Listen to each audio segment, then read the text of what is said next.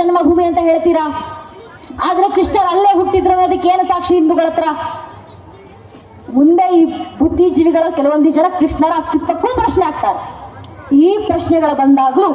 ನಾವು ಹಿಂದೂಗಳಾಗಿ ನಮ್ಮ ಮಕ್ಕಳಲ್ಲಿ ಎಷ್ಟು ಧರ್ಮ ಜಾಗೃತಿ ತಂದಿರಬೇಕಂದ್ರೆ ನಮ್ಮ ಮನೆ ಮಕ್ಕಳು ಆಗ್ಲೂ ಎದೆ ತಟ್ಕೊಂಡು ಹೇಳ್ಕೊಳ್ಬೇಕು, ರಾಮರ ವಂಶ ವೃಕ್ಷಕ್ಕೆ ಮಾತ್ರ ಅಲ್ಲಪ್ಪ, ಶ್ರೀಕೃಷ್ಣ ಪರಮಾತ್ಮರ ವಂಶ ವೃಕ್ಷಕ್ಕೂ ಕೂಡ ನಾನು ಸಾಕ್ಷಿಯನ್ನ ಕೊಡಬಲ್ಲೆ, ನಾನು ಪುರಾವೆಯನ್ನು ಕೊಡಬಲ್ಲೆ. ನಮ್ಮ ಮಕ್ಕಳ ಬಾಯಿಂದ ಬರಬೇಕು ಶ್ರೀಕೃಷ್ಣ ಪರಮಾತ್ಮರ ಆಶೀರ್ವಾದದಿಂದ.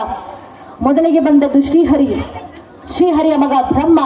ಬ್ರಹ್ಮನ ಮಗ ಮರೀಚಿ, ಮರೀಚಿ ಮಗ ಕಶ್ಯಪ, ಕಶ್ಯಪನ ಮಗ ವೈವಾಸ್ವನ, ವೈವಾಸ್ವನ ಮಗ ಮನು, ಮನುವಿನ ಮಗ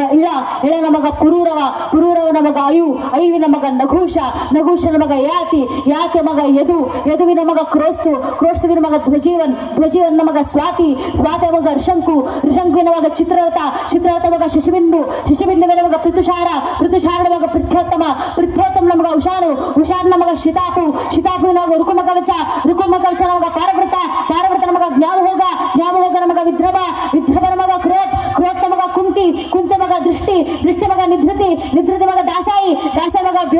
ವ್ಯೋಮನ ಮಗ ಜಿಮುತನ ಮಗ ವಿಕೃತಿ ಮಗ ಭೀಮರಥ ಮಗ ನವರಥನ ಮಗ ದಾಶರಥನ ಮಗ ಶಾಕುನಿ ಮಗ ಕರಂಭಿ ಮಗ ವಿದ್ವರತ್ನ ಮಗ ಶೂರನ ಮಗ ಶಾಮನ್ ಮಗ ಪ್ರತಿಕ್ಷಾತ್ರ ಮಗ ಸ್ವಯಂಭೋಜನ ಮಗ ಋತಿಕ್ನ ಮಗ ದೇವಗರ್ಭನ ಮಗ ಶೂರಸೇನ ಮಗ ವಾಸುದೇವರ ಮಗನೇ ಚಂದ್ರಾಂಶ ಚಕ್ರವರ್ತಿ, ದೇವಕಿನಂದನ ಶ್ರೀಕೃಷ್ಣ ಪರಮಾತ್ಮ ಅಂತ ಹೇಳುವ ಮಟ್ಟಕ್ಕೆ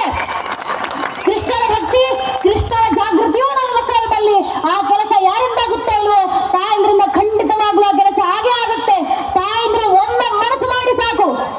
ಒಮ್ಮೆ